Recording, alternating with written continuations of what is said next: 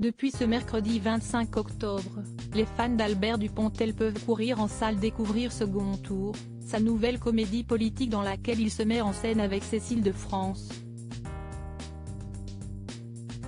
L'occasion de faire le point sur la réputation difficile qui lui colle à la peau. Rares sont les cinéastes et les réalisateurs à dire tout haut ce que tout le monde pense tout bas. Albert Dupontel, lui, en fait partie. Et quand il a des messages à faire passer, l'acteur de 59 ans ne passe pas par 4 chemins.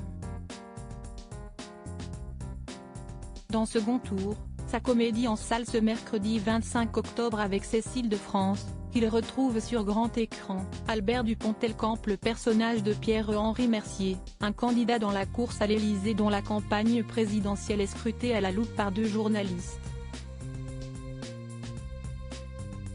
Une manière plutôt rigolote de pointer du doigt certains agissements de la part des politiques autour des comptes de campagne.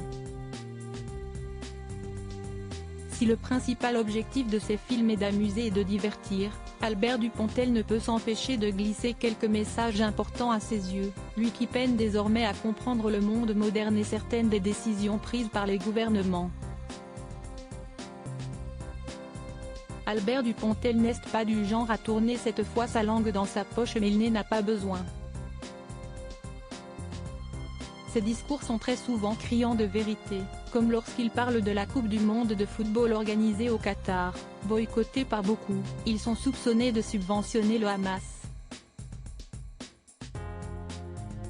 On donne de l'argent à un pays qui finance une organisation qui va détruire notre civilisation, admet-il dans Paris Match.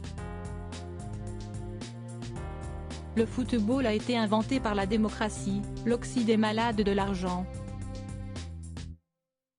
Ces coups de gueule et ces coups de sang, qu'ils soient subtils ou non, font la réputation d'Albert Dupontel. Lui, qui se considère comme angoissé et impatient, a néanmoins du mal à accepter qu'on le considère comme un homme difficile. Je travaille depuis 20 ans avec les mêmes personnes.